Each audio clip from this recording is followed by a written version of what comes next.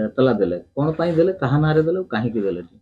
ନଳଗଜାର ଜଣେ ଯୁବକ ଉତ୍କଳ କେଶରୀ ପାଳ ତାଙ୍କ ନାଁରେ ମୁଁ ଅଭିଯୋଗ କରିଛି। କାହିଁକି ନା ସେ 26 ତାରିଖ ଦିନ 3ଟା ସମୟରେ ଇନ୍ଦିରା ଛକରେ ମତେ ମାରଧର କରି ଟାଣା ହିଞ୍ଚିଟା କରି ମୋ ଆଧାର କାର୍ଡ ଭୋଟର ଆଇଡି ସବୁ କିଛି ଚିରି ଦେଲା, ମୋ ଫୋନ କଚାଡି ଭାଙ୍ଗିଦେଲା।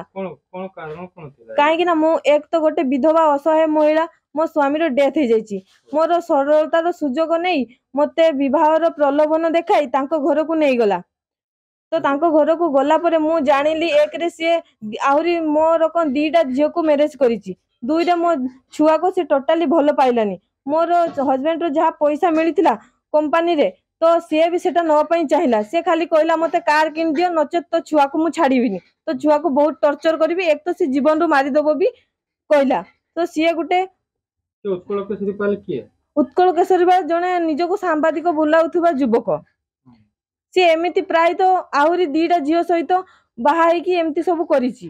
ତ ଆଜି ଆପଣ ଆଶ୍ରୟ ଥାନାକୁ ଯାଇଥିଲେ, କଣ କହିଲେ ପୁଲିସ ବାଲା? ଏମିତି ମୁଁ 26 ତାରିଖ ଦିନଠୁ ଯାଉଛି, ଆଜିକୁ ପ୍ରାୟ 7-8 ଦିନ ହେଇଗଲା।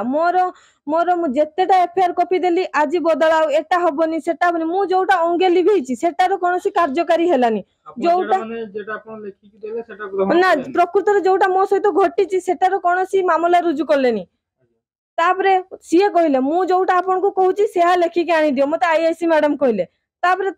ତାପରେ ମୁଁ ନିଜେ ଲେଖିକି ନେଇକି ଦେଲି। ସେମାନେ ଯାହା ଯାହା କହିଲେ ଯେ ଏସବୁ ଘଟଣା ଲେଖନି, ଏସବୁ ଘଟଣା ଲେଖିଲେ ମୁଁ ମିଛ ପ୍ରମାଣିତ କରିଦେବି। ତ ତାଙ୍କ କହିବା ଅନୁସାରେ ମୁଁ ଏଫଆଇଆର ଦେଲି। ତ ସେଇ ଅନୁସାରେ ସିଏ ଏଇ ସବୁ ମାମଲା ରୁଜୁ କରିଛନ୍ତି। ଯିଏ ଅପରାଧୀ ସିଏ ଏମିତି ଗୋଟେ କ୍ରିମିନାଲ, ମୋ ପରିକା 100 ଝିଅଙ୍କ ଜୀବନ ସହିତ ଖେଳିଲାଣି। ମୁଁ ଚାହୁଁଛି ଯେ ଅପରାଧୀକୁ କଠୋରରୁ କଠୋର ଦଣ୍ଡ ମିଳୁ, ତ ମତେ ନ୍ୟାୟ ମିଳୁ, ମୁଁ ସେୟା ଚାହୁଁଛି। ତ ଆପଣଙ୍କୁ ଲାଗୁଛି ପୋଲିସ ବାଲା ଆପଣଙ୍କୁ ଠିକ ନ୍ୟାୟ ଦେଇପାରିବ? ନା ମତେ ଲାଗୁନି ପୋଲିସ ବାଲା ମତେ ଠିକ ସେ ନ୍ୟାୟ ଦେଇପାରିବେ, କାରଣ ମୁଁ ଏସପି ର ଦ୍ୱାରସ୍ଥ ହେନି। ତାପରେ ମୋ ଏସପି ଯେତେବେଳେ ପ୍ରେସର କଲେ ତାପରେ ମତେ ଆଇଆଇସି ମ୍ୟାଡାମ କହିଲେ ଏଫଆଇଆର ଚେଞ୍ଜ କରି ଆଣିଦିଅ। ମୁଁ ଯୋଉ ଏଫଆଇଆର ଦେଲି ମତେ ଡକ୍ଟର ପାଖକୁ ନେବେ କହିଲେ। ମୁଁ କହିଲି ଆପଣ କେତେବେଳେ ମତେ ଡକ୍ଟର ପାଖକୁ ନେବେ? ତଥାପି ସେ ନେଲେନି, ମତେ ଅଲଗା ବାଟେ ହାରାସମେଣ୍ଟ କଲେ, ମତେ ଲିଙ୍ଗାରିଂ କଲେ ବାର ବାର। ପୂର୍ବରୁ ଏମିତି ସିଏ 2ଟା ଝିଅର କେସ୍ ଚାଲିଛି, ଆହୁରି ତାର ଗୋଟେ 8 ବର୍ଷର ପୁଅଟେ ଅଛି ମୁଁ ଜାଣିବା ପାଇଁ ପାଇଲି।